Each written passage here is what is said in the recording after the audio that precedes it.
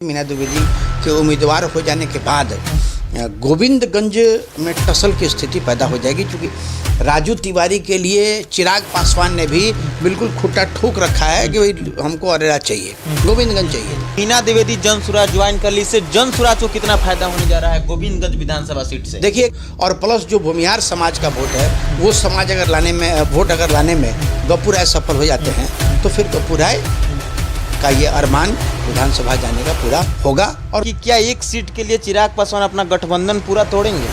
तो मीना द्विवेदी को ये लगा जैसा साहब इन लोगों के साथ अभी हमारा गठबंधन की वजह से हम राजनीति में हम कुछ कर नहीं पाएंगे। नमस्कार, फाइनल पोस्ट देख रहे हैं आप, मैं आपका आदर्श। 3 बार की विधायक रह चुकी जनता दल यूनाइटेड से मीना द्विवेदी ने जन सुराज का दामन पकड़ लिया है। अब जन सुराज ज्वाइन करने से गोविंदगंज सीट पर क्या प्रभाव पड़ेगा, इसकी जानकारी लेते हैं अपने editor in chief Dnyaneshwar Gautam sir के साथ। स्वागत है सर आपका।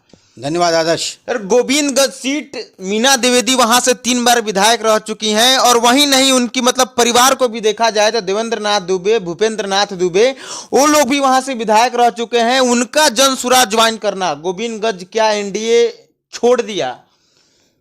नहीं, एनडीए छोड़ना आप इसको नहीं कहेंगे आदर्श। दरअसल मीना द्विवेदी लंबे समय से ये प्रयास कर रही थी। 2010 के बाद उनको मौका नहीं मिला था जी कि एक बार फिर से पार्टी उनके ऊपर भरोसा करे, लेकिन एनडीए गठबंधन में जाने के बाद उस सीट पे दावेदारी लोजपा की बढ़ गई। भारतीय जनता पार्टी पहले से वहाँ विधायक उनके बने हुए हैं।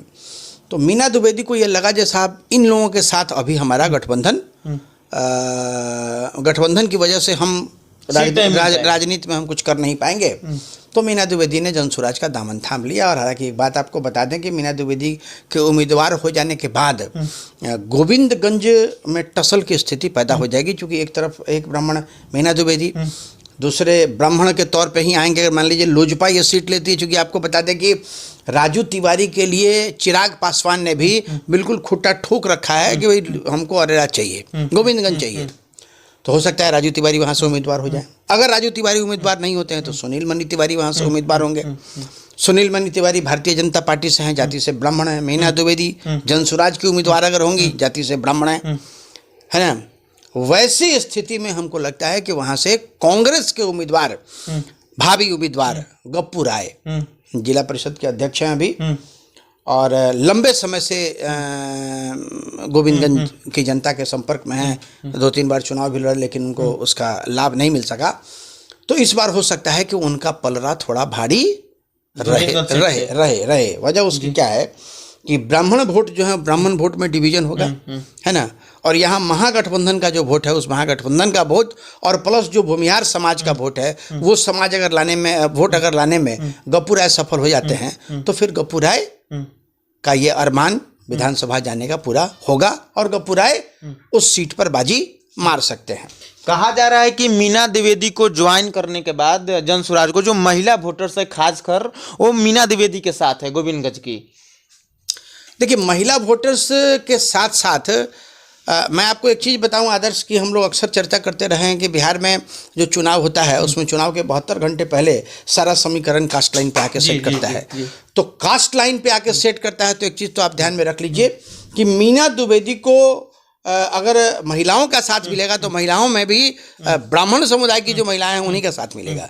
ऐसा नहीं है कि दूसरे किसी वर्ग के महिलाओं का साथ उनको मिलेगा, या हो सकता है मिले भी, जन सुराज का अपना प्रभाव है, लेकिन पलड़ा गप्पू राय का भारी रहेगा। और उसके पीछे सीधा सीधा वोट का समीकरण है।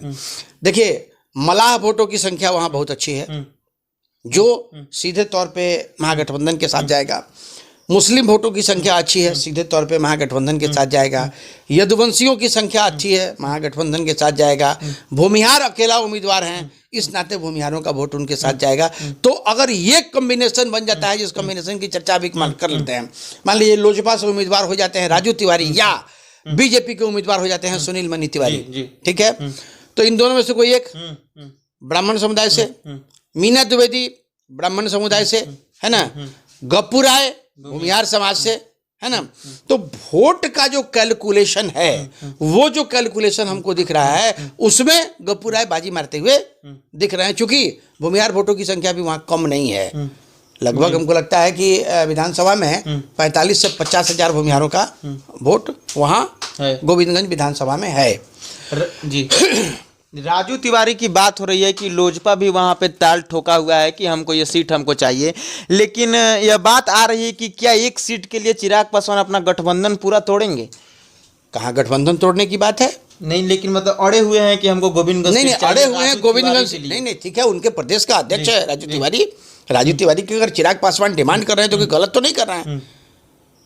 चिराग पासवान नहीं देती है एनडीए सीट उनको। नहीं, एनडीए अगर नहीं सीट देती है तो ऐसी स्थिति में सुनील मनी तिवारी लड़ेंगे, क्योंकि बीजेपी अपने किसी सीटिंग एमएलए का टिकट काटने नहीं जा रही है। जी मतलब सुनील मनी त्रिपाठी कंफर्म है। सुनील मनी तिवारी अगर सीट गठबंधन में लोजपा के पास नहीं गया तो वैसी स्थिति में सुनील मनी तिवारी उम्मीदवार होंगे भारतीय जनता पार्टी से, और अगर गठबंधन में चला गया तो निश्चित तौर पर राजू तिवारी वहां उम्मीदवार होंगे। लेकिन गोविंदगंज सीट से एक बहुत बड़े पत्रकार की भी बात हो रही है एनडीए के उम्मीदवार की तरफ से। रवि जी की बात हो रही है। रवि त्रिपाठी जी न्यूज में थे, हमारे मित्र हैं, हम लोगों से परिचय भी उनका है।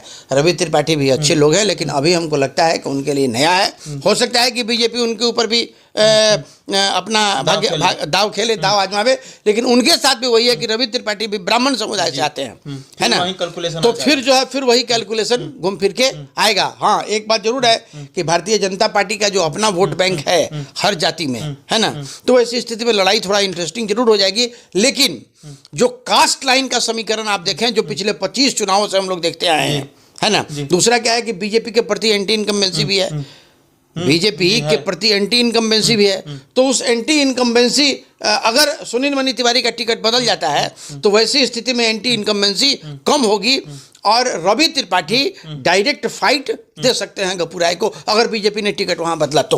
अंतिम प्रश्न है मेरा कि मीना द्विवेदी जन स्वराज ज्वाइन कर ली, से जन स्वराज को कितना फायदा होने जा रहा है गोविंदगंज विधानसभा सीट से? देखिए, एक बात आपको बताएं कि जन स्वराज मीना द्विवेदी के जन स्वराज में आने से सिर्फ गोविंदगंज में ही जन स्वराज के वोट की संख्या नहीं बढ़ेगी, है ना। महिलाओं के बीच में मीना द्विवेदी पॉपुलर रही हैं और पूरे पूर्वी चंपारण में मीना द्विवेदी की वजह से महिला वोटों का फायदा थोड़ा बहुत पूरे चंपारण के सियासत में, पूरे चंपारण की सियासत में थोड़ा बहुत हो सकता है, क्योंकि यहाँ महिलाओं का कोई बड़ा चेहरा नहीं था। जो चेहरा है वो विधानसभा वाइज ही सीमित था, और कोई ऐसा चेहरा भी नहीं है जो 3 टर्म का विधायक रहा हो। तो 3 टर्म के एक विधायक का जन स्वराज में ज्वाइन करना, है ना, ये जन स्वराज की एक अच्छी उपलब्धि है। चलिए, बहुत बहुत धन्यवाद सर आपका। जैसा कि आपने देखा जो कैलकुलेशन बैठ रहा है गोविंदगंज सीट से कि अगर मीना द्विवेदी उम्मीदवार होती है जन स्वराज से तो वहां ब्राह्मणों की टक्कर ज्यादा होती है, और इससे कहीं ना कहीं गप्पू राय को फायदा होने जा रहा है। आपका क्या विचार है कमेंट बॉक्स में बताइए। देखते रहिए फाइनल पोस्ट। बहुत बहुत धन्यवाद।